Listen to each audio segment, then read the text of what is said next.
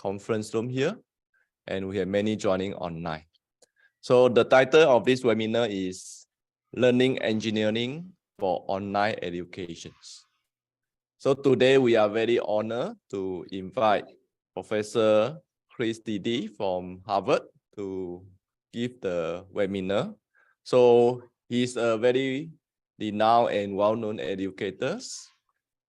He's currently a senior research fellow at the Harvard Graduate School of Education. And before that, he was a professor for 20 over years in Harvard universities. And he was also the chair of the Harvard Graduate School of Education, Departments of Teaching and Learning. So he's really an expert in this teaching and learning field. And in 2020, Chris actually co-funded the Silver Lining for Learning Initiative. Okay, so without further ado, so let's invite Chris to give his webinar. Well, thank you so much for inviting me. I really appreciate the chance to share ideas, and I can tell you that every year there are very strong students from Singapore who come to Harvard, and I really enjoy working with them and have stayed in touch with many of them after they've graduated and gone back to Singapore. I also recommend Singapore as an example of a country that does an outstanding job of educational planning and educational innovation. So I'm happy to be able to share ideas with you today. So I'll bring up my PowerPoint.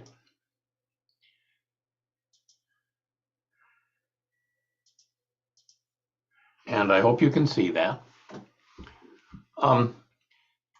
So I'm going to cover a lot of ideas in this several hour period. And online, that's always a challenge because you can't be as dynamic as you can face-to-face. So what we're going to do is do 2 of the 4 ideas, take a 15-minute break.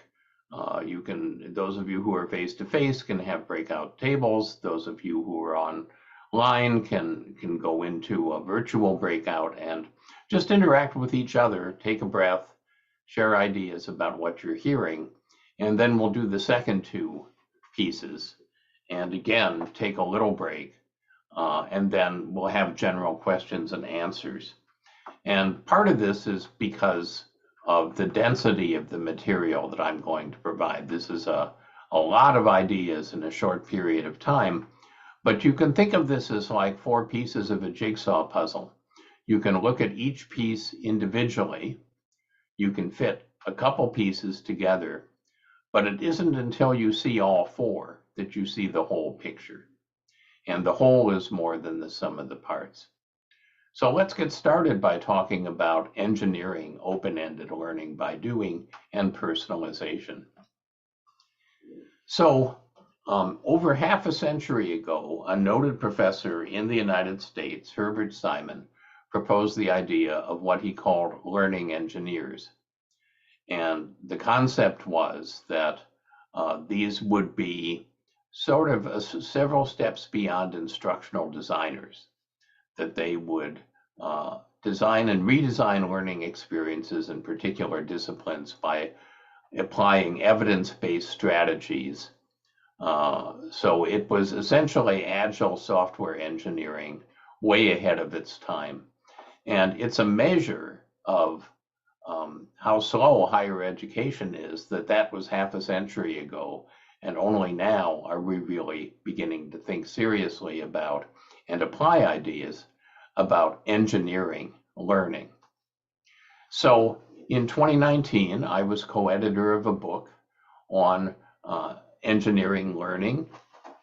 And then in 2022, I wrote the foreword for a book on a toolkit for engineering learning. And both are good, but if you only get one, I would get the toolkit because it's the more modern of the 2 and goes into really great detail. I'll use some examples of this in my talk. So A lot of what we know about learning is based on science, cognitive science, neuroscience, the learning sciences, and that knowledge is powerful, but it's general. This is an example of some of the things we know from science that are evidence-based through multiple studies. It was put together by one of the co-editors of the Learning Engineering Toolkit. And it's not exhaustive, but it certainly gives a feel for some of the scientific things, both cognitive and affective and social, that are part of the science of learning. Engineering learning is different, and it's necessary because science is too general to be very helpful for us. So this is a table from the Learning Engineering Toolkit book, and it shows the difference between science and engineering. So if you want to help learners understand new ideas, there's one set of principles from science that you might apply. But if instead you want to help learners apply knowledge that they already have through understanding the new ideas, there's a different set of ideas from science that you apply, and so on. And what learning engineers are doing is looking at the different kinds of things that instructors or designers might want to accomplish, or assessors might want to accomplish, and then looking at the kinds of scientific principles that might be applied to that. So let me give you an analogy for what learning engineering is about, and that is building a bridge. Actually, when I was in high school, it was difficult to find physics teachers in the public school system that I was in, and they had hired someone who was in the Army Corps of Engineers to teach the physics course. And for the first 6 weeks, it was really interesting because he knew a lot about building bridges. And so we learned all about the physics of building bridges. But then he didn't know any other physics. So that was sort of the end of the interesting part of that course. But the point that I want to make is that you can be an expert in physics, you can be a Nobel laureate in physics, but that doesn't mean that you know how to build a bridge. And you can be an expert in bridge building, and you're going to have to know some physics in order to accomplish that, in the same way that to engineer learning, you have to understand the scientific principles that you might be applying. But engineers don't necessarily understand all of physics that a physicist would be expected to know. Engineering isn't just doing everything from scratch. If you're going to build a bridge, there's a variety of models that you can use. You might say, well, this might require a suspension bridge, or this might require a bridge that involves an arch, and this might involve this other kind of bridge. But you can't just sort of cut and paste a model. You have to select and adapt based on the local settings. So how long is the bridge? What kind of traffic is going to go across it? What is available underneath the foundations? Is it built on sand? Is it built on bedrock? Is it over a river? Is there times when the river runs quickly and you get water shear?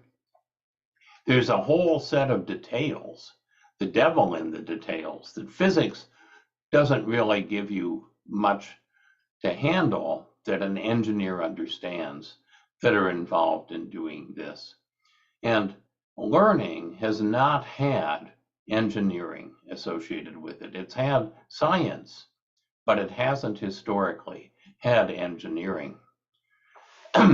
So this is, again, a diagram from the Learning Engineering Toolkit, and it describes the process of learning engineering. So what questions do we want the data to answer? And typically those would be questions about how to design something to make it effective, or how to design something to reach certain types of learners, or how to design something where you can do an assessment and understand what students have gained. And then what data are going to answer the questions, and how do we instrument so that we can collect that data as students are learning, ideally not through a separate assessment, but in the process of learning itself. And then, and when it's implemented, is it working? Are we getting the data that we need? Is there something about what's happening that makes us rethink this whole issue of what questions we should be asking and what data we should be collecting? And then finally, the analytics.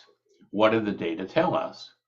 And are there other data now that we decide that we need because we want to know something that we didn't understand when we started with? So this is an iterative cycle of learning engineering that goes around and around, and it's part of this continuous redesign that Herbert Simon envisioned, where you don't develop something in version 1.0 and then you do version 2.0 and then you release it to market and it's a mature product. It's something that's continuously evolving and improving based on engineering. And the toolkit describes things like implementation decision tools. So I'm not going to read this slide, but the point is that drawing on other types of engineering and other types of science, we have a whole set of questions that we need to answer in order to apply engineering to learning. And those questions and those processes are well understood. We don't really have to invent them. We have to sometimes come up with metrics in education that are more complicated than the metrics that people face when they're engineering physical artifacts, because people are more complicated than the ways that natural elements or artificial elements that obey natural laws are. But the process itself is not a new one. So stepping back from this, why? Why does it matter? Why should we bother doing something as complicated as learning engineering? Can't we just do what we're doing now, build something, evaluate it, make it a little better, evaluate it, and release it? Well, what we're doing now isn't working very well, is the first thing to say. We're not having learning be very effective for many of the people that we serve. And part of the reason why it isn't working well is that we don't know what works when for whom, under what conditions. In other words, let's say that I have a learning intervention. Let's say that I'm doing something in my online course and I decide to measure whether or not it's effective. And so I collect data from all the students and I average out the data, and I find that there's no significant difference in terms of, on average, is this helping students? In fact, it might be helping some students a lot, but because it isn't helping other students, that subset is washed out in the analytic procedure. And so we're losing things that are valuable, but we're asking just the general question, does it work?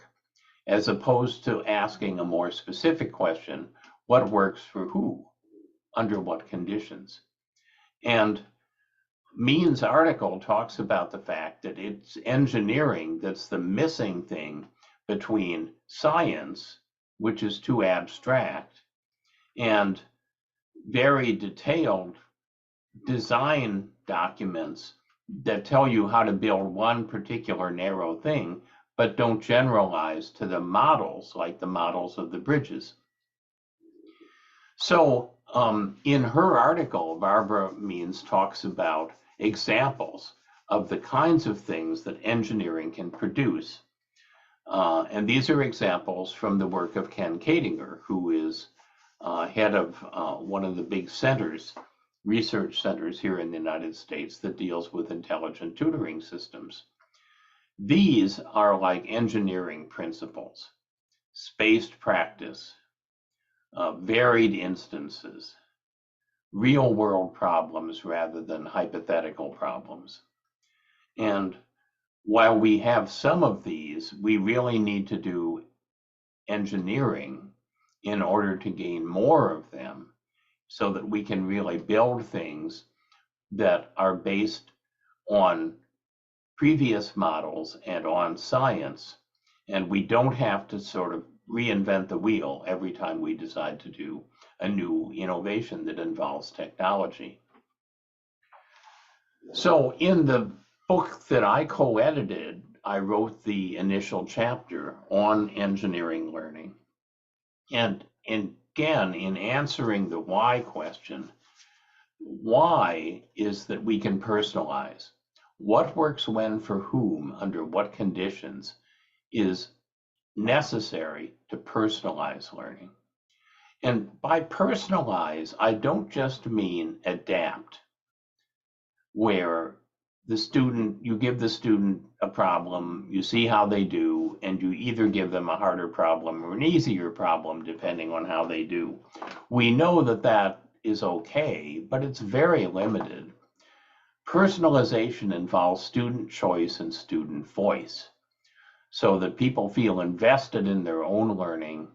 They're contributing to the design of the learning experience, and they're learning not only the content and the skills, but they're learning a kind of leadership and co-design and co-evaluation that themselves are useful skills that come out.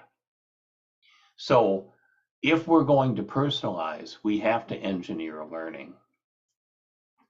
Now, this is all very abstract, and so I want to give a grounded example to show what engineered learning might look like. This is an example that I and my colleagues at the Harvard Graduate School of Education worked on from 2009 to about 2019.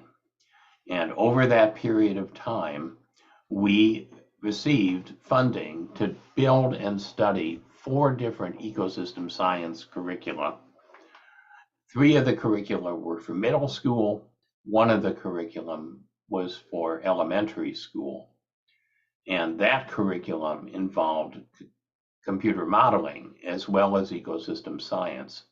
And all of the curricula were based on either creating virtual ecosystems where the students could enter, kind of like an internet game, and wear the shoes of an ecosystem scientist, or they were based on augmented reality, where the students were in a real ecosystem, but they had mobile devices that put a virtual overlay on top of the real ecosystem and helped them to learn what was going on.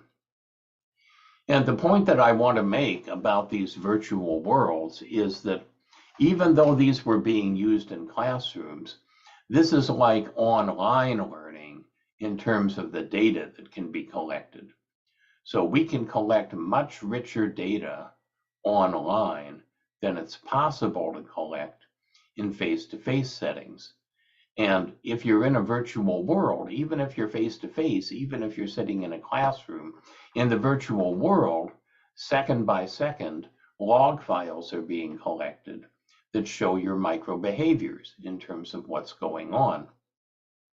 So I'll describe what one of my doctoral students did to engineer learning in one of our curricula.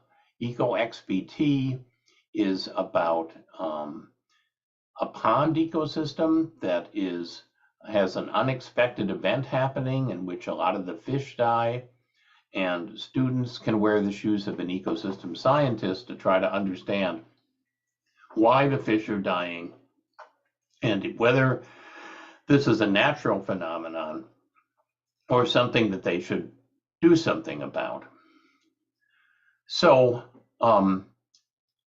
we used pre and post tests, and we used different kinds of artifacts that students created to understand whether or not they were learning by the 3 weeks that they spent in this ecosystem science curriculum.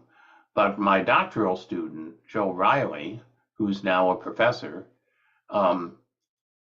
allowed us to take advantage of the massive amount of data that are in the log files, the kind of data that would be in the graph that I showed you earlier, where you go around the cycle and you instrument everything and engineer the learning that comes out. And what he did was to add this learning engineering overlay called EcoLens. So the log files themselves are not very useful. Even a researcher can have trouble understanding exactly what a student is doing when you're in a log file that is sort of second by second micro behaviors.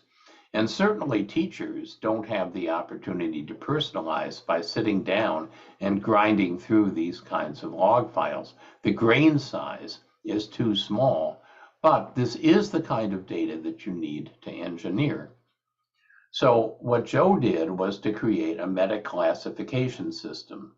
He took all of the micro behaviors and grouped them into 5 buckets.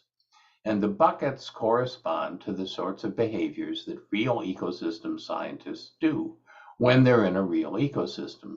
So this is a simulation of what it's like to be an ecosystem scientist. And it parallels what we want students to learn to do in the real world. And then with this classification system, these groups of behaviors, we developed an expert model. So session by session in the virtual world, it unfolds in terms of what you know and what you're able to do. And you begin by doing a lot of exploring just to see what's there. And as you explore, you're collecting data of different kinds. But eventually, you start to find phenomena that are confusing that you'd like to understand, and so you begin analyzing the data and forming hypotheses about what might be happening and conducting experiments in order to validate or invalidate the hypotheses. So an expert ecosystem scientist would have a pattern that looked something like this. There would be some variations depending on one scientist to another, but this is close to what an ideal model would be like. And then Joe developed a dashboard with visualizations that a teacher might use. So you can imagine a classroom in which there are, 15 groups of 2 students. And the teacher is wandering around the classroom, looking at these teams of 2 and trying to understand where each team is in this open-ended learning process and whether or not they need help. Now that's really very difficult because the teacher can't be in 15 places at once. Every team is in a different place. You don't really know whether they're struggling productively, which is part of inquiry, to struggle productively, or whether they're struggling unproductively and they're stuck and they need some sort of help. So the idea behind the dashboard is it's a little like the dashboard of the car. It's got warning lights on it. And the second group from the right, for example, is still doing a lot of exploring and not really analyzing any data. And that is a bad pattern. So the teacher knows that it would make sense to go over to that group and see what's going on. And then if you wanted to help with peer learning, you might pair that group up with the second group from the left, which seems to be doing really well in terms of doing a lot of experimentation and forming different kinds of hypotheses and a lot of data analysis.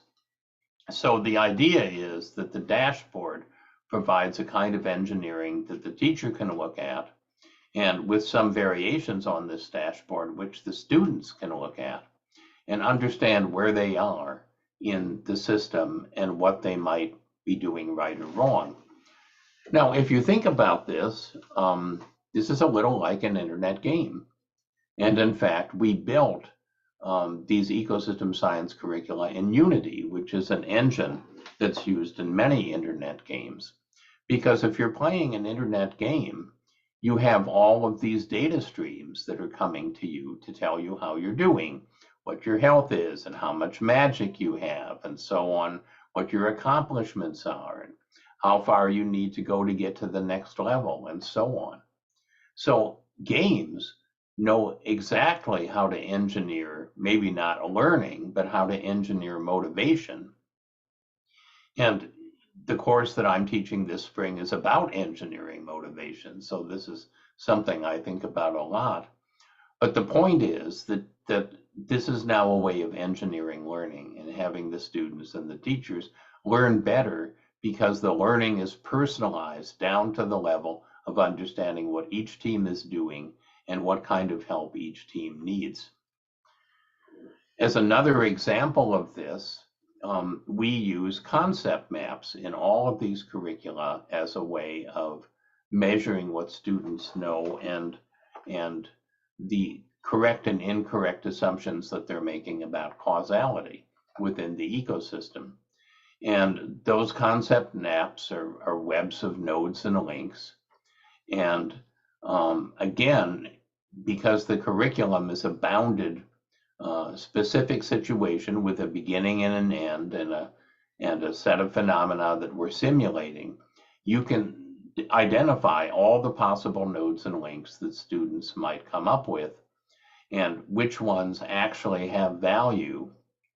And you can also come up with all the types of evidence that students can use to make claims, because the node and the link is a claim. And again, there's a dashboard that you can create so that you know where a student should be at a certain point in the curriculum. And if you're the group in the middle that doesn't have any yellow and doesn't have any orange and doesn't have any green, then the teacher knows that they should go and look at what kind of concept map that group is creating, because clearly it's defective in a number of ways. And again, students, appropriately presented, students could also get the same kind of feedback. So stepping back from the example, this is analogous to things that have happened in other sciences. A good example is the invention of the microscope. The data that the microscope collects has always been there, but we didn't know it for a long time. It was invisible to us. And when we figured out it was there, it took a while to understand how to collect that data and which data was important and how to analyze it. But when we figured all these things out, it changed everything. Our complete knowledge of disease changed because of the microscope and the ability for the first time to see bacteria and viruses and so on. Telescope is the same story. The data were always there. We didn't realize it. Some of that data is invisible depending on what part of the spectrum you're looking at. When we realized it was there, it took a while to understand how to collect it, which data was valuable, how to analyze it. And when we did, it's changing everything, as the Hubble Space Telescope and the Webb Space Telescope are illustrating. We now have the equivalent of the microscope and the telescope for learning. And it's going to change everything as we figure out what to collect, how to analyze it, and what it says about how to engineer and personalize the learning that we get. So it's a very exciting time, but we have to understand what's needed in order to move forward in the same way that physicists and chemists and biologists understood how to move forward with these tools. So that's one of the themes. The theme is that in contrast to adaptive learning, where you give a well-defined problem with a well-defined answer, and you either give the student a harder problem or an easier problem afterwards, that works, but it's so limited in terms of what it can teach that it's not very useful. And as we'll discuss later, what it can teach is what artificial intelligence does. So now it's going to be even less useful to teach students that stuff. But if you want to teach open-ended learning by doing, you have to have a sophisticated way of measuring and providing feedback on a personalized basis, not a whole class basis. And that's the promise of this particular theme. So let's now do the second piece, and then we'll take a break and give you a chance to absorb some of this. So it's great. It's great that we could engineer open-ended learning by doing, and it would have been nice to do that sooner, but how important is it really? Well, the answer is that because of where we are in history, it's very important that we develop new models of lifelong learning. So I wrote a book, co-edited a book that I'll talk about later, the 60-year curriculum, that's about the fact that people who are now in the educational system are likely to work for over a 6-decade period in terms of developing multiple careers and living through those multiple careers. So people in this next generation, even with the pandemic, are going to live into their 90s or 100s because of advances in medicine. And that means that you're going to outlive your money unless you work for a substantial amount of time. But during that time, the world is going to be incredibly turbulent. It's not going to be a calm period in history in which one year is much like the next year, one decade is just a little different than the next decade.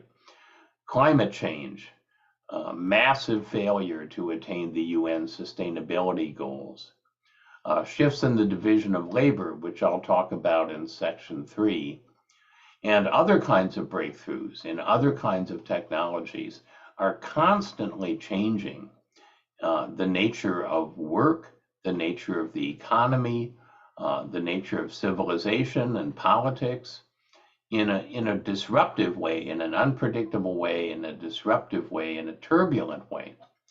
And the speed with which that is happening is unprecedented in human history, because we've never had a time in human history when billions of people have powerful devices that are all interlinked together and that allow rapid exchange of information and ideas and knowledge and misinformation and bad knowledge through social media. And so every aspect of work and citizenship and life over the time that our students are working is going to change and change again and change again. And students are going to have to be prepared to successfully live through that kind of a disruptive half century. So the title of the book is the 60-year curriculum, because the idea is, how do you prepare people over a 60-year period through lifelong learning to make enough money to retire, to go through a series, not of jobs, but a series of careers. And many of those careers don't exist right now. So you're not preparing students for a job where the knowledge and skills are well understood. You're preparing them for a career that doesn't exist, and you're trying to avoid preparing them for a career that artificial intelligence is going to wipe out almost as soon as they enter it. And some of that preparation isn't simply cognitive. It's not simply giving students, for example, skills in how to engineer learning and saying, well, we think engineering learning is going to be a good career for you to be in, and it'll last for at least a couple decades. And so that's a good place to start.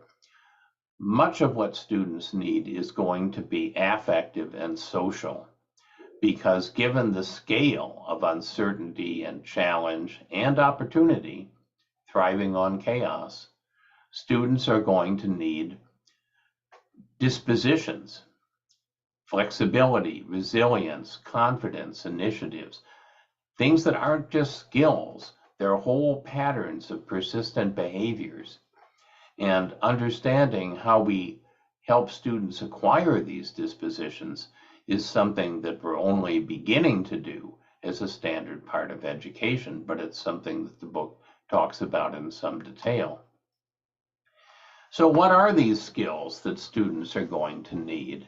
Well, a British think tank in 2017 came up with a set of skills that they argue would be very important for graduates to have by the year 2030. I think the pandemic has really accelerated this to the point that these are skills that would be valuable for people to have right now.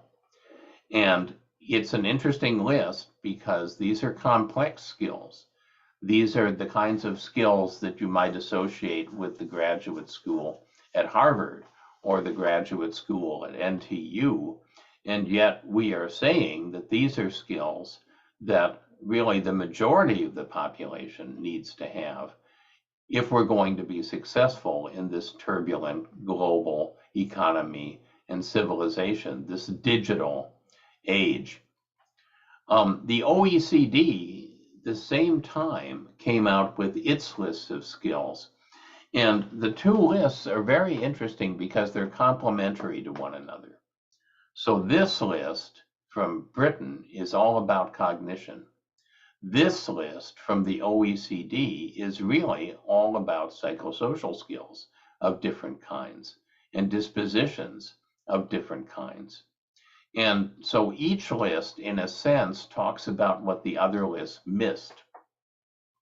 And particularly with the OECD list, we see that an education that focuses primarily on this ends up in a world that's much like the world that we're facing now, where there are tremendous problems with people not acting ethically.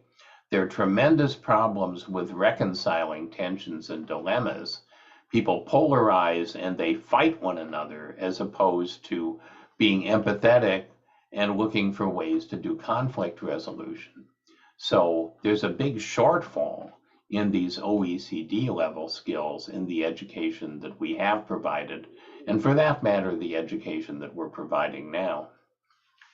And again, I want to stress that I'm not talking just about, well, doctoral students or master's students or high-end undergraduates should have these skills when they get out. It was interesting to me a couple of years ago, there was a survey done in the United States about what skills employers wanted from entry-level workers. Entry-level workers in things like the fast food industry, or the manufacturing industry, or the healthcare industry, and so on. And some of those are predictable and have always been there: communication, teamwork, but leadership, problem solving, and complex thinking, that's not been typical of entry-level work. And yet you can see why this would come, driven by things like the pandemic, where command and control breaks down. The policies and the practices that did work no longer worked. And so individuals were left in a kind of distributed leadership position where they had to take authority and responsibility over their own role and invent solutions. And so that kind of leadership, problem solving, and complex thinking is going to be very important, because the pandemic, which the book didn't consider because it happened after the book was written, is just the tip of the iceberg of this enormous set of disruptions and challenges and opportunities that the future is going to present over the next half century. So how is higher education responding to all of this? I analyzed in the book some of what universities were doing, as they envisioned their future. One of the things that I found very interesting was the idea of declaring a purpose in a university rather than declaring a role. So my younger daughter just graduated last June from college in the United States. She graduated in mechanical engineering, and she just got a very nice job. So, on one level that worked. But on another level, what she wanted to do was to declare a purpose. And her purpose was to help marginalized peoples in different countries to have a better quality of life through engineering. Now, that wasn't on the menu at the college. On the menu was disciplines and fields, and so she picked mechanical engineering, and that was the field. But the point is that if you educate for the purpose, it's a broader set of skills than if you educate for the role. And in a world of multiple careers, in a world of huge disruptions, we're better off educating for purposes rather than educating for roles. We're better off focusing on skills and competencies rather than disciplinary topics as if the discipline were static.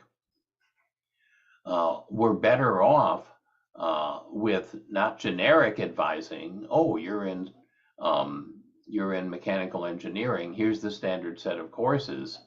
No, personalized advising based on insights from human beings, and yes, some kinds of insights that can be garnered through AI.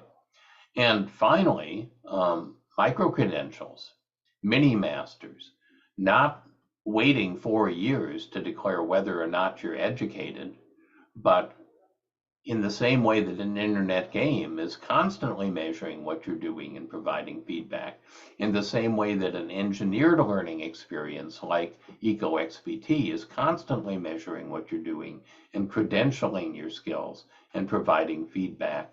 We could do that at the university level, especially with online learning, where you're getting the kind of rich data in order to be able to accomplish that.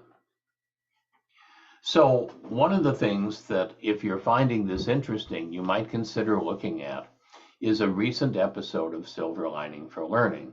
Silver Lining for Learning was mentioned in the introduction. And what happened is, in March 2020, the week that everything shut down,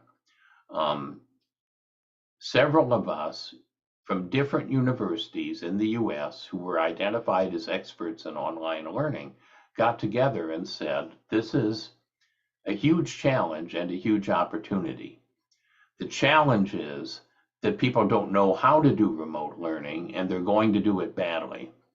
And the opportunity is the infrastructures will be put into place.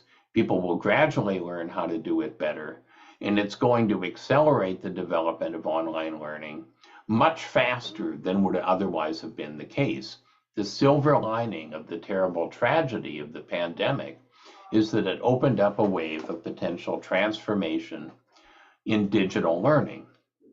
So we said at the time, well, we'll get together every Saturday. We don't want a brand. We don't want funding. We just are doing this ourselves as a kind of service, bottom up. We'll do this Silver Lining for Learning show, celebrate innovations that are happening around the world. And in 5 or 10 weeks, when the pandemic ends, then we'll stop doing it. Well, we just did episode 141. We're coming up to our 3-year anniversary, and we have a wonderful archive of multimedia case studies of innovation across the world.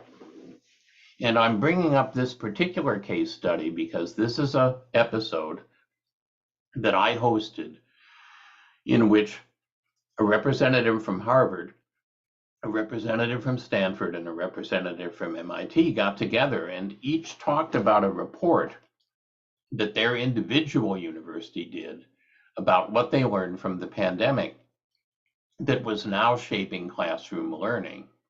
And it's a very interesting conversation among those three and I and my co-hosts about how the pandemic is empowering certain kinds of change. And at the end of the episode, I suggested that MOOCs, which were 10 years ago, had the aspirational vision of transforming education for everyone worldwide and failed because it was a regressive model of learning, an unfortunate model of learning. Now, because of reports like these, in the next year or two, we could do version 2 of massive learning that was based on the genuine insights that we got by succeeding with online learning in the pandemic. Another show that relates directly to what I've been talking about is on microcredentials. And again, we had different kinds of experts involved with microcredentials. One of my former students, Katie Sievers, Scott Van Pelt, a higher academic who has done research on microcredentials in higher education, and Brittany Story, who's a student who's never gotten a degree, but has based her whole career on microcredentials and done very well for herself. So that would be an episode that would be interesting to look at that bears on this topic. But let me push this one step further. And that is to say that, yes, we want to be good in higher and continuing education, at engineering learning, at preparing students for multiple careers, of looking at skills like the OECD skills rather than just the cognitive skills, etc. But in the long run, in a world as disruptive as this one, what we're really preparing is students who don't need to go to a classroom to learn, who don't need to get even a micro-credential to learn, students who are capable of self-directed learning, taking charge of their own learning, and figuring out where things go forward. And I will say that I am proud of my ability as a self-directed learner because I held a chair at Harvard University in learning technologies, but I have never in my life taken a course in learning technologies. I was so early in the field that those courses didn't exist. So I'm self-taught in a way in my career. We want a whole generation like that. We want to help our students attain skills that can't be taught, like leadership and creativity, because if you try to teach those skills, you're teaching a recipe when those aren't a recipe. Those are much richer than a recipe. Scientific inquiry is another example. So I wrote a blog post, and I'm part of, as an advisor, I'm part of a post-secondary collaborative that's been funded by the US government that's looking at how higher education can graduate students who don't need further higher education to the same extent because they've become self-directed. That's an aspiration that we should have to try, if you will, not to put ourselves out of business, but at least to cut down on the business that we're in. So this is a good place to pause. I've been talking for too long, really, especially for an online situation.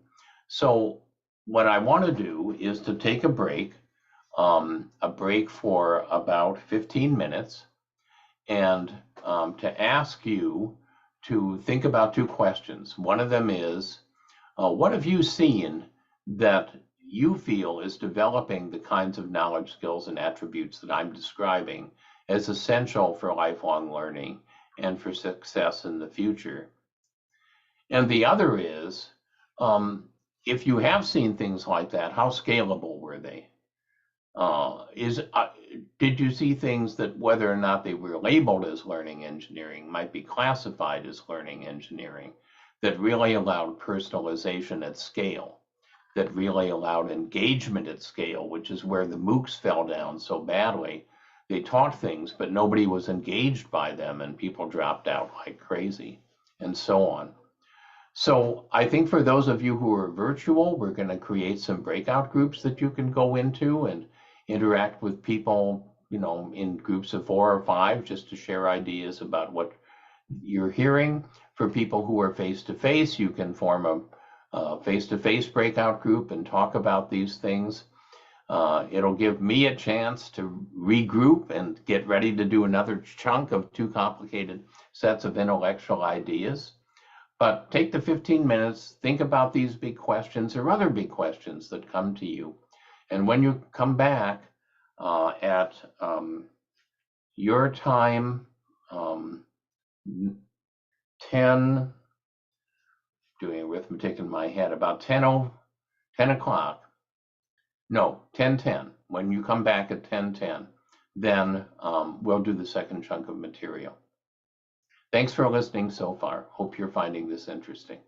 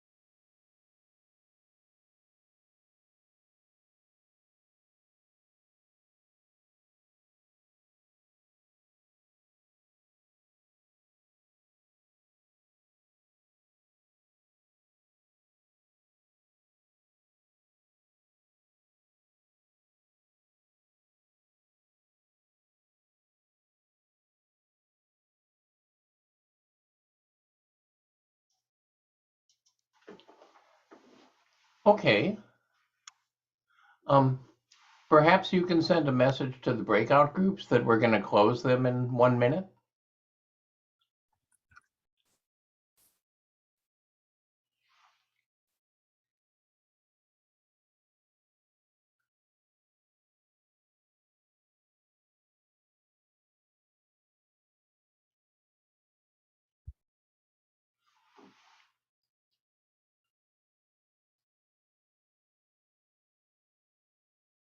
I hope you had a good discussion and are ready for round 2 of this intellectual journey through a complicated future.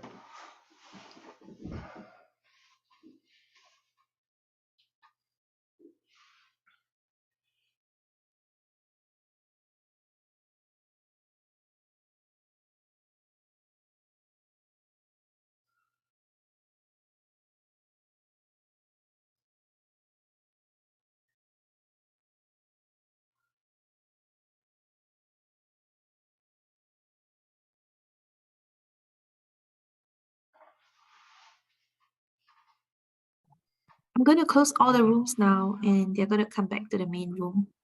Good.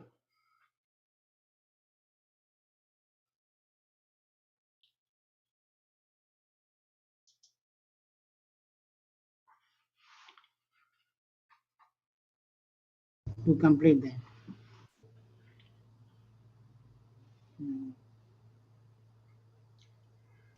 So welcome back. And I hope that you were able to have some interesting discussions based on this first 2 chunks of material. What I will do now is do the other 2 pieces of the jigsaw puzzle. And this will be a little shorter in terms of time so that we have lots of time for questions and interaction. So I'll again share my screen.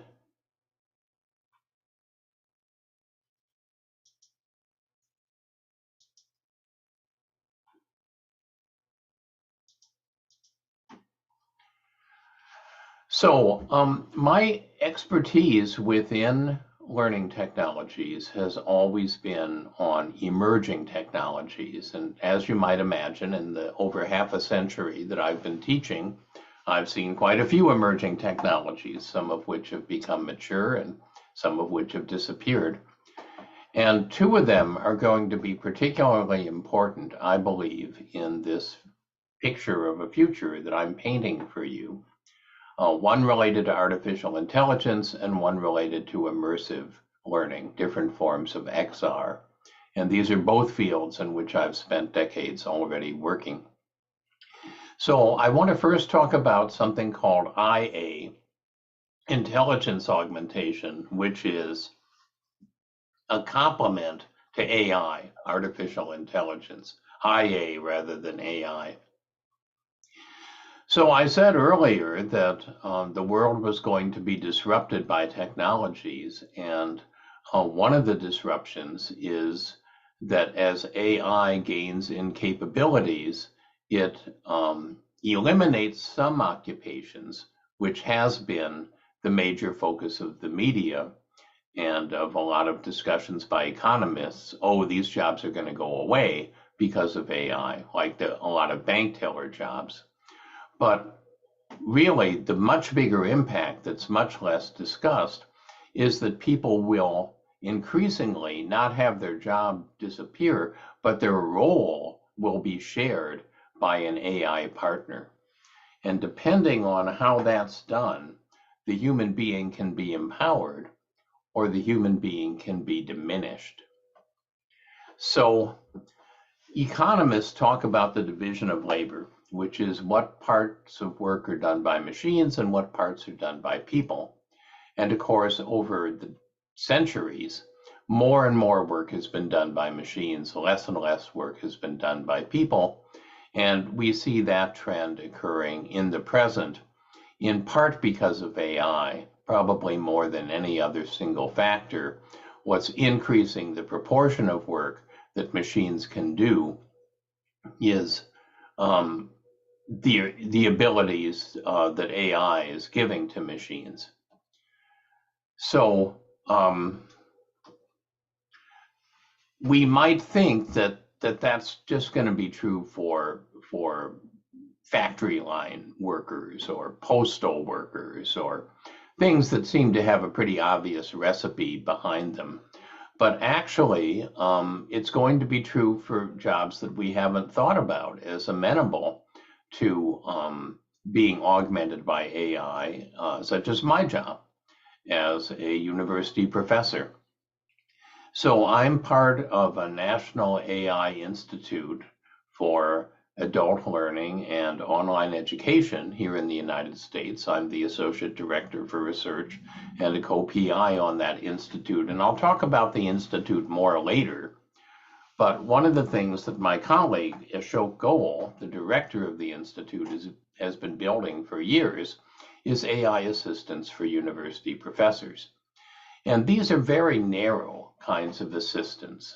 So tutors that can handle specific kind of content that many students don't get, even after they've gone through the standard instructional process. Students that answer questions about not so much content, but about the processes of the course. And in a course with several hundred students, certainly instructors are bombarded by all sorts of questions that might be answered if the students carefully read the materials they were given, but it's not human nature to do that. Laboratory assistants for laboratory processes, library assistants for literature review, assessment assistants to figure out how well the course is going. This is where some learning engineering might take place. And even social assistants that in a large class would attempt to form learning teams or learning groups by identifying students who might work well together, but who also have complementary knowledge and complementary skills.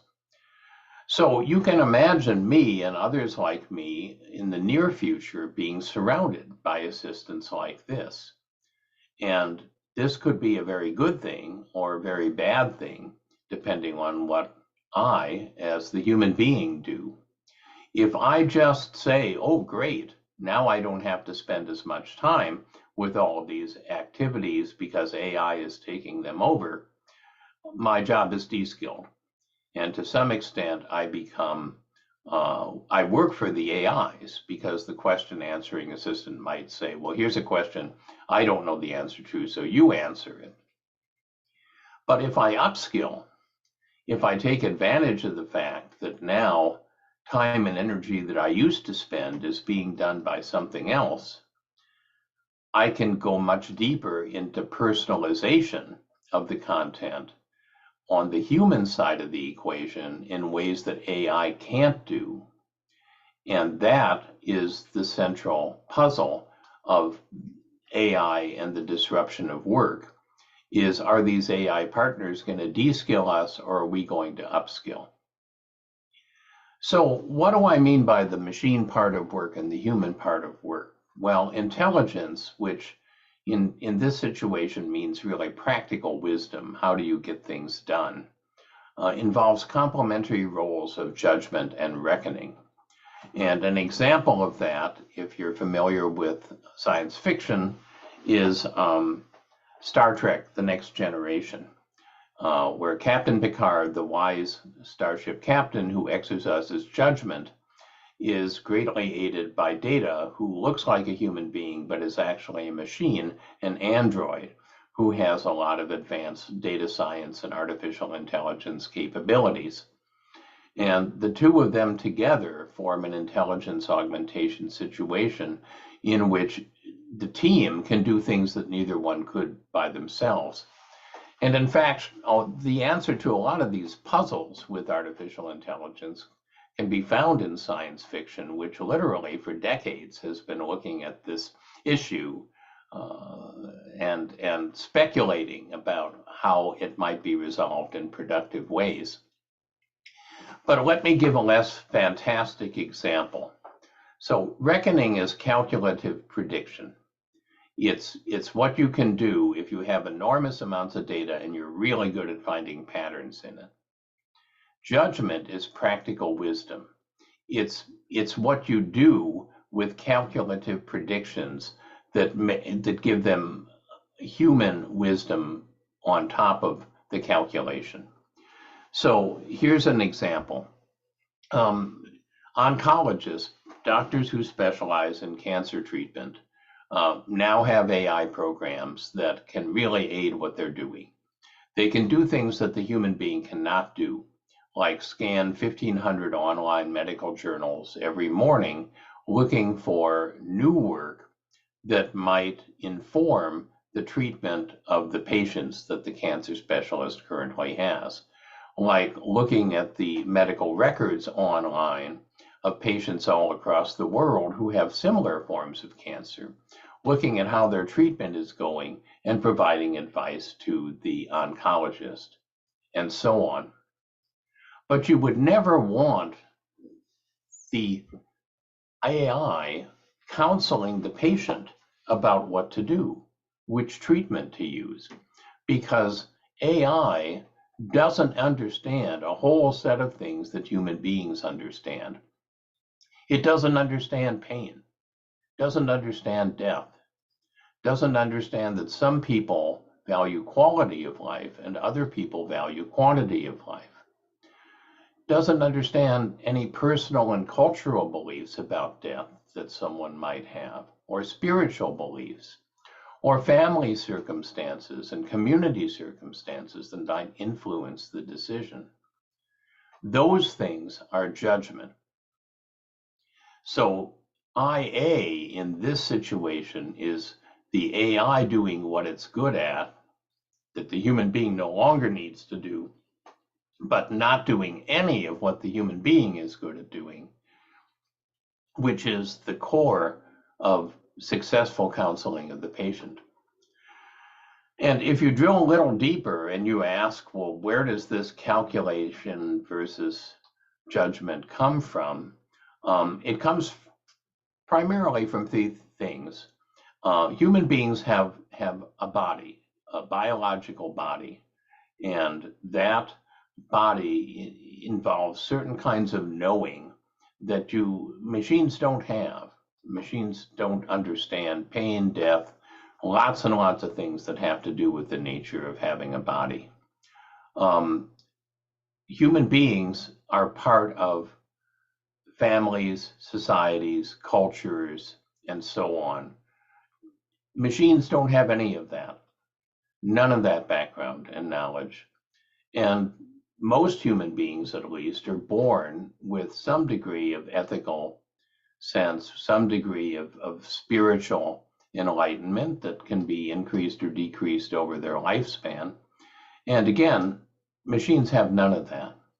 So we're not talking about things where, oh, just another couple years of advances in AI, and AI will be able to do this stuff.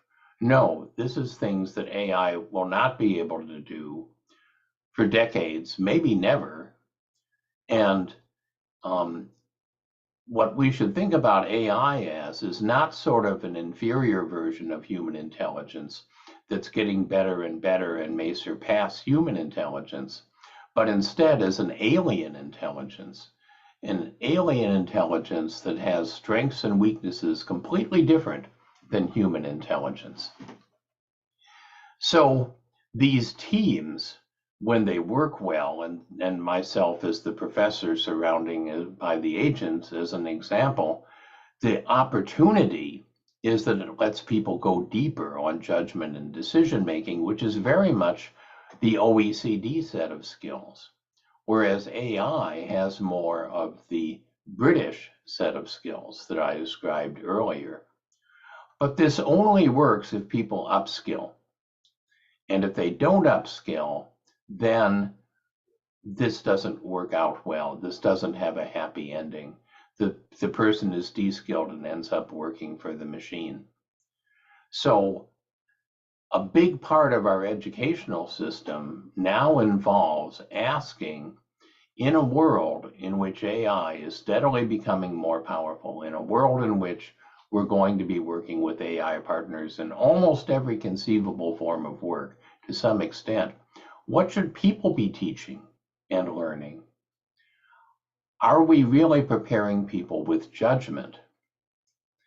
And the answer, unfortunately, is no, that we're going in exactly the wrong direction.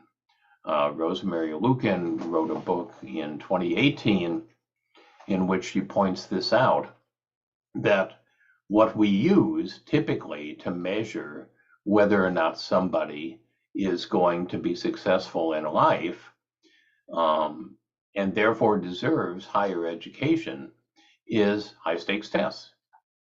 And machine learning and artificial intelligence do really well on the high stakes tests because they're all, by and large, calculative prediction. Even the essay sections of those tests now are things that the machines can do much better than people because they're descriptive essays.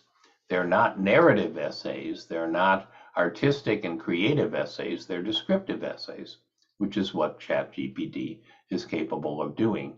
So we're preparing students to lose to artificial intelligence.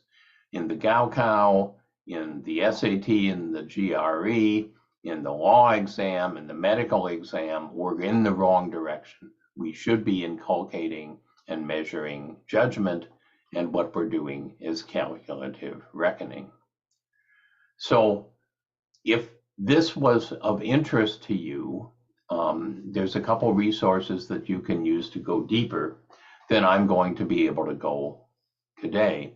One of them is that a brief that I and a couple of my students and former students co-authored that spends about 12 pages going more deeply than I can in this talk into just what IA is and what it means and how we might change education to take advantage of it.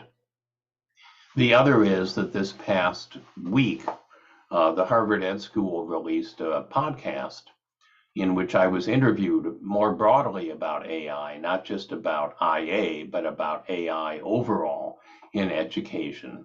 And that podcast is a resource for you. And if you go to the webpage that the podcast is on, there's a longer keynote talk that I gave about AI that's also available to you, that's also online. And it's part of a conference where other keynoters gave other really interesting talks about AI in education. So there is informed people that understand both AI and education, in contrast to a lot of what you see in the media, that are working on this. And certainly we need your help in understanding just what IA means in the light of learning engineering, in the light of the 60-year curriculum and lifelong learning. And by the way, AI is terrific at learning engineering, but it only can engineer the parts of learning that involve calculative reckoning. So these pieces now are starting to link together, I hope, in your mind in ways that suggest what the ultimate picture might look like. So let me go ahead, it's getting later, I don't want to ramble on too long, and talk about a fourth theme. This is now not AI, but this is XR and other forms of immersive learning based on different forms of mixed reality, VR, AR, XR, and so on. And I'm going to describe in particular a form of mixed reality called digital puppeteering. So I mentioned that I am the Associate Director for Research of this National AI Institute for Adult Learning and Online Education. It's one of 4 national AI institutes related to education in the United States. It's the only one that deals with adult learning and, sort of university, continuing education, adult learning and training, and so on. And this is the standard diagram that we show about it that is based on the AI-based cognitive assistance that I described for you earlier, the content tutor and the question answering tutor and so on. And you see that there's science and engineering that feed into the teacher and feed into the assistants. There's rich data streams that are collected because of online learning. And then there's rich analytics based on machine learning that are conducted that feed back into the learner, feedback into the teacher, and feedback into the AI-based assistant. So you have a sort of a situation where instead of a teacher and a set of learners, you have a teacher and an assistant and a set of learners. And we work on something called mutual theory of mind, which is a way of the AI trying to understand the learners and the teachers, and the teacher and the learners trying to understand the AI. But I'm more interested actually in pushing the Institute not towards teaching by telling and instructionist learning, but towards learning by doing, where instead of a teacher, you have an experiential learning and you have a coach or a mentor that's helping you understand the consequences of your experiential learning. And you have an AI assistant that now is an assistant for coaching and mentoring as opposed to an assistant for teaching. So this is where my own work centers. This is where I'm hoping to pull more of the work at the Institute over time, because I believe the future of adult learning, going back to the second piece, and even all the way back to learning engineering, is not teaching by telling and learning by listening. It's learning by doing, in the way that the Eco Move was an example of learning to become an ecosystem scientist, not by listening to lectures and watching videos, but by doing ecosystem science inside of a simulation. But what's been missing is human skills. So we know how to build simulators for natural phenomena like ecosystem science, and for human engineered phenomena like manufacturing floors or hospital settings. But what we've lacked is the equivalent of flight simulators for human skills, something that lets you practice human skills with simulated people so that you can make your mistakes and you can engage in rich feedback guided practice until you get pretty good before you're out dealing with real people and making mistakes that can have real consequences for many people. So I'm going to talk about one of the digital puppeteering companies. It's called Digital Puppeteering. If you think about The Wizard of Oz, some of you may be familiar with that movie. There's the big wizard up on the screen, and there's the little man behind the curtain that's running the wizard.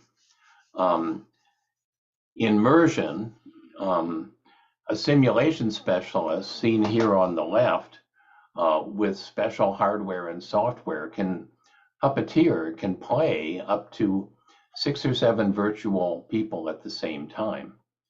And these people behave in realistic ways. AI by itself cannot make a virtual human seem plausible by any stretch of the imagination, nor will it, because it lacks all of those things I talked about earlier. But a person wearing the mask of AI and having AI help them can play up to 6 or 7 virtual people at the same time. And on the right, you see the learner, who might be thousands of miles away from the simulation specialist, interacting with 3 virtual people, learning a skill. Perhaps they're learning negotiation, and these are their bosses, and they're trying to negotiate a raise.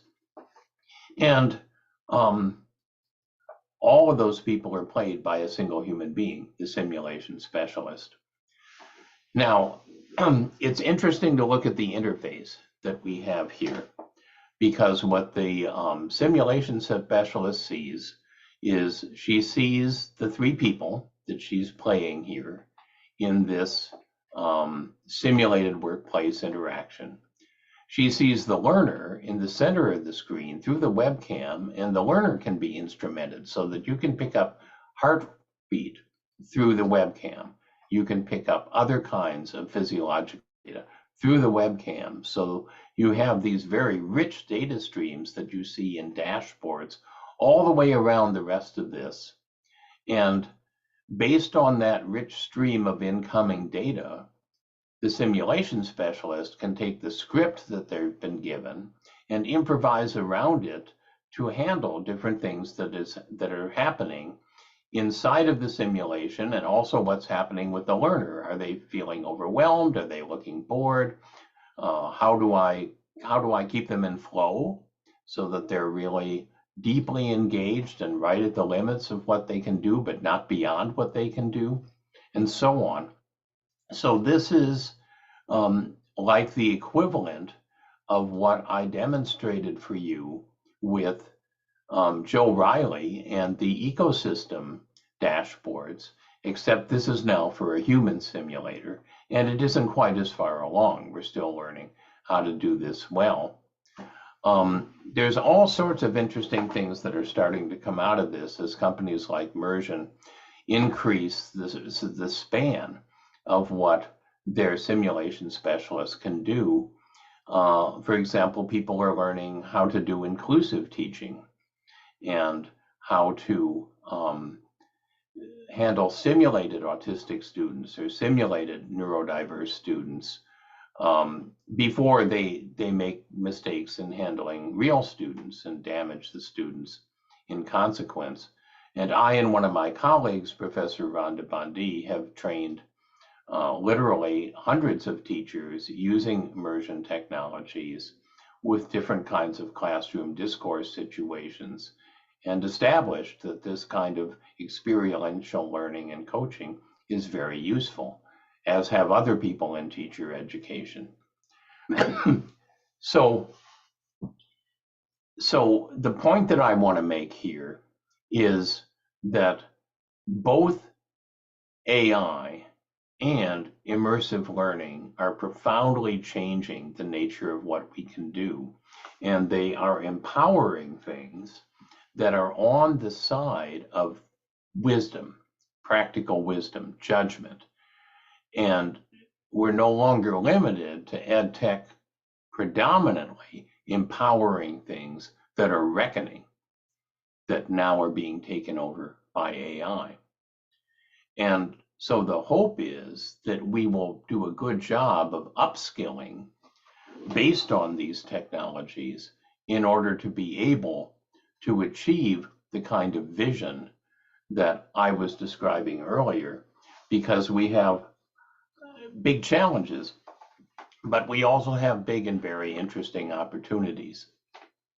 I think what I'm going to do, given the time and given the fact that this isn't a huge group, is just go on and finish the last couple slides of the talk and then open it up, and we can have a discussion of the group as a whole in terms of questions, comments, rebuttals, whatever else you want to say to me. So let me just close with a couple ideas. A lot of this is about personalization, and personalization, not just in the sense of adapting to an individual student and customizing their learning, personalization in terms of students becoming self-directed, students assuming leadership, creativity, resilience, and so on. These vital characteristics for a digital economy and a global civilization that's going to be going through a very turbulent time. And the pre-reading that I asked you to do was about the fact that the world is now hybrid, and it's not going back, even though people may want to go back. I know that Harvard would like to go back to a world, by and large, in which all education is residential. But when you have all education residential, you're disempowering students when they graduate from being effective in a hybrid world. And a lot of what I'm describing relies on online interaction. It can be online like we have now with Zoom and people not physically co-located. It can be online in a classroom by people physically being co-located, but they're also in a virtual world. So they're both online and face-to-face simultaneously. But it's really important that we have that hybrid world, because that's where the learning engineering can really work. That's where the AI can make the bigger difference. That's where we can do things like digital puppeteering and so on. So all of this is really leading up to my final question. This is the punchline, okay, for the whole talk. It's very important in any organization to understand what business we're in. And I see this because I live about 90 miles north of a city in Rhode Island, a state in the US, that has mansions in it, incredibly beautiful historic mansions that were built a little over a century ago in something in the United States that was called the Gilded Age, where a small group of people accumulated enormous wealth and they lived like kings and queens, and they built these incredible mansions. But within a 20-year period, those fortunes collapsed. The mansions fell into disarray. Many of them were torn down. Now there are just a few left that are museums that capture that period. And the reason those fortunes collapsed is that people didn't understand what business they were in. Much of those fortunes were based on the railroads. And people thought they were in the railroad business, but they were actually in the transportation business. And so the automobile and the airplane hammered the railroads. We are no longer in the education business. We're not in the campus business, the classroom business, the degree business, the certification business, none of that. We're in the learning business. And the learning business is really different than the education business. And if we don't want to end up like the railroads, we had better understand the hybrid world, the disrupted world of multiple careers, 60-year lifelong learning, etc., intelligence augmentation, digital puppeteering, and probably 6 or 7 things that I haven't gotten to that you know better than I, that are also going to be shaping this. And the opportunity for universities that want to be leaders, like Harvard, like NTU, is to reinvent, to take advantage of this shift in the business, to thrive on the kind of chaos that we're seeing, to develop new models and new opportunities. And I hope we do. And that's what I'm working hard to try to develop some ideas about. So thank you for sitting through what proved to be a pretty long lecture for an online situation, but I went as fast as I could. And we just open it up. If you have a comment, if you have a question, please raise your virtual hand, or those of you who are physically co-located, you can just pick up the microphone and announce that you want to say something. And let's take the last 20 minutes to have a discussion together.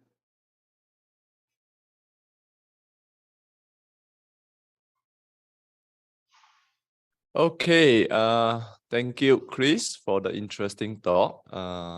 So may we open the question to the floor? Anyone online, you may also unmute and then speak to the mic, and let's everyone hear it, and Chris may address the questions. Question 1.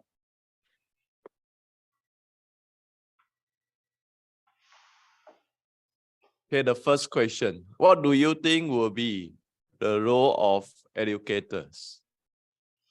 Yes, and it's nice to have you here, Kayin. Kayin is one of the wonderful alumni that I talked about that came to Harvard and worked with me when I was there, and we've stayed in touch afterwards. She's doing terrific work in Singapore. I think that educators are still needed for several reasons. One of them is that our historic role of preparing people to go out into life with entry-level skills is not changed. And you know, my daughter did get her degree, and now she's started her first job, and she needed the skills that she got through academic education in order to be ready for that opportunity. And I also think that educators can help with people learning on their own, even if people are learning in a self-directed way, they can be partners in that kind of learning. So in my work with this AI Institute, one of my colleagues, Professor Ruth Canfor at Georgia Tech, is an expert in adult development. And she points out that if you have a learning environment, and I'll use this one as an example, if you have a learning environment with a 58-year-old, a 42-year-old, and a 28-year-old in the same experience, that's like having a first grader, a sixth grader, and a 12th grader in the same experience. There are huge developmental differences between adults that we don't think about as often, and andragogy, adult learning, is every bit as complicated as pedagogy, but complicated in a different way. And so even though it may not be formal education, as we look at how people are trying to reskill and upskill in their 50s without necessarily going back for a master's degree, there's a role for educators to be helpful in that, not by making them come back to a classroom, but by doing other kinds of outreach that might involve things like AI assistance or like digital puppeteering. I don't have a clear vision of that future, and I think that there are many possible futures that we could imagine this happening in. But I definitely don't think that educators are going away. I do think that they need to morph into something different than we've been historically.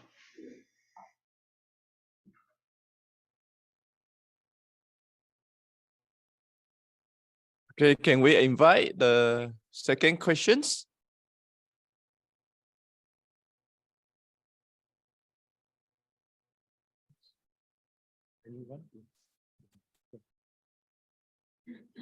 Hello, good morning. Thank you for your talk today. It was very interesting, very insightful, and providing a lot of information that I had never come across or thought about. So thank you for that. I was thinking of the mini credentials and the role they will play in the future, and they already play, but as opposed to formal education, how they will be assessed by someone outside the person themselves. Yeah. Is there any way to standardize or any other bigger system to cope with that or to assess that? Thank you.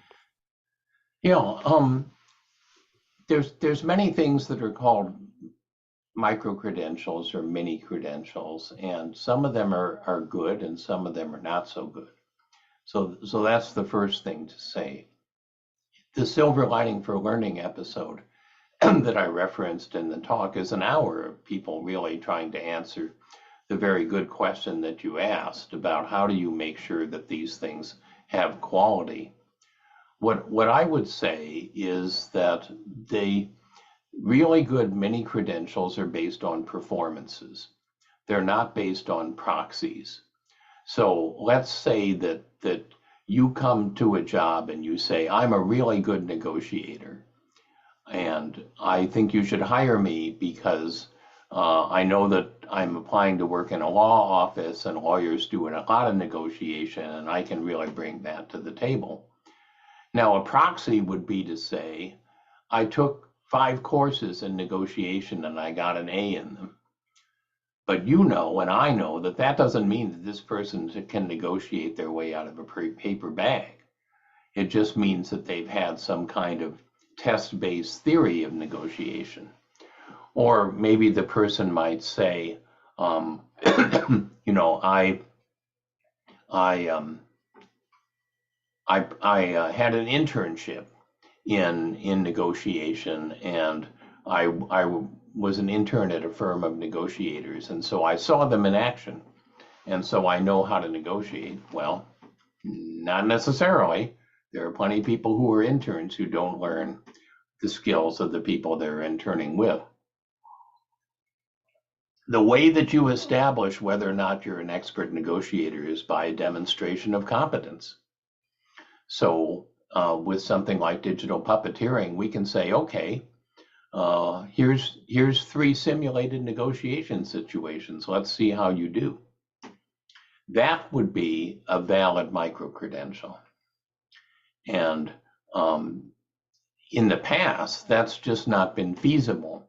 We've always known it would be good to use direct measures rather than proxies like seat time or letters of recommendation or all the other sorts of proxies that we do, but it hasn't been practical. But now we're getting to the point that it is becoming practical to think about having those kinds of warrants. And the episode discusses some of the ways in which this industry is beginning to evolve and change.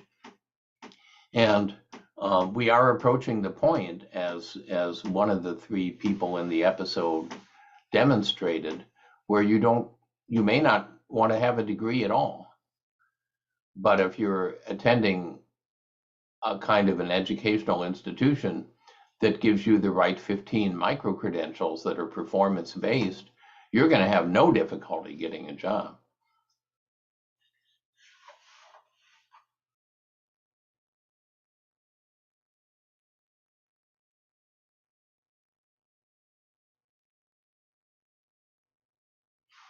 So And I see there's this. another questions. How do we find the optimal learning outcome between the educator, assessors, and learners using the ChatGPT?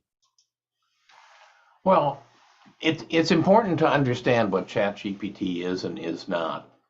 And this is what that podcast is that I referenced in the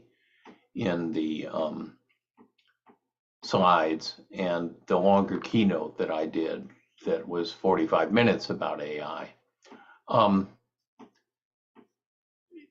A search engine is based on AI.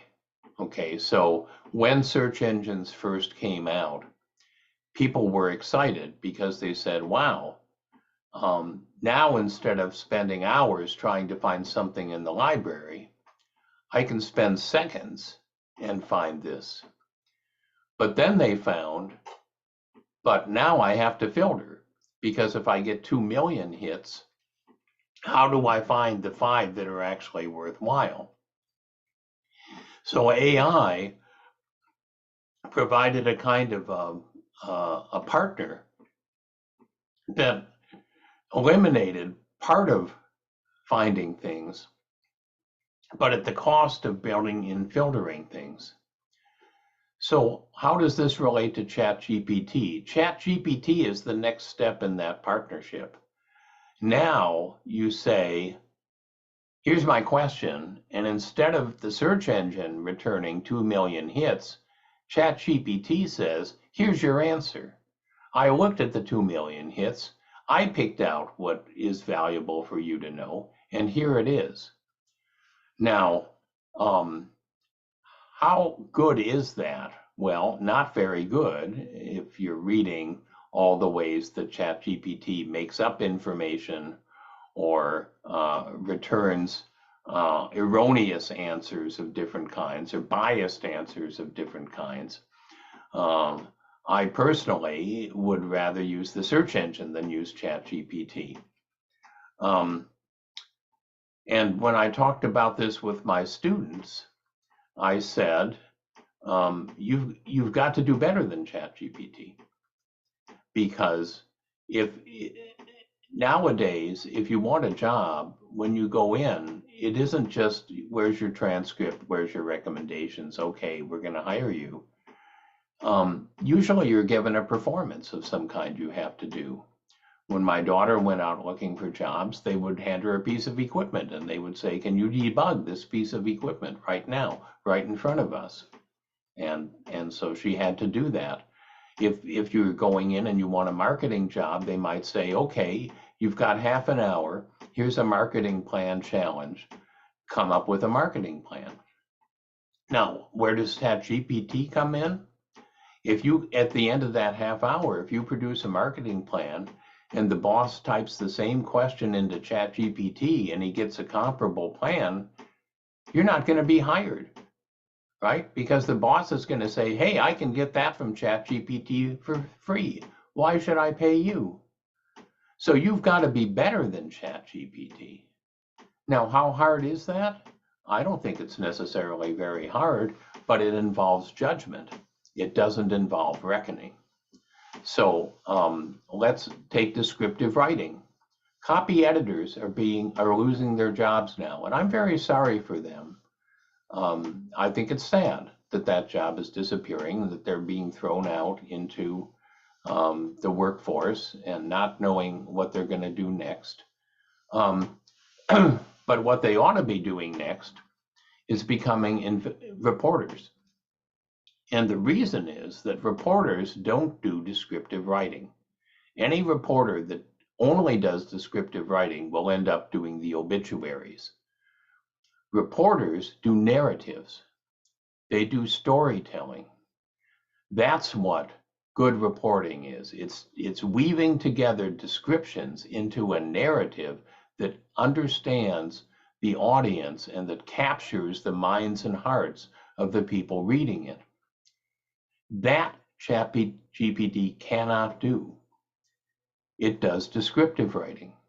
So you start with descriptive writing and you say, now you don't have to do the descriptive writing anymore. That's the foundation. Take the descriptive writing that comes out of ChatGPT and make it the kind of narrative that people who are reading at the 6th grade level, who don't have a formal background in science, can understand a climate change story and make good political decisions based on it. That's the kind of thing that involves judgment. So the job of the educator is to help students understand how they can have ChatGPT as a partner that does the descriptive part, that does the calculative reckoning part. And then they can apply human wisdom to get to something that's so much better that when the boss compares ChatGPT to the trial tasks they gave you in the interview, they're going to say, wow, I never saw anything like this come out of ChatGPT. You're hired.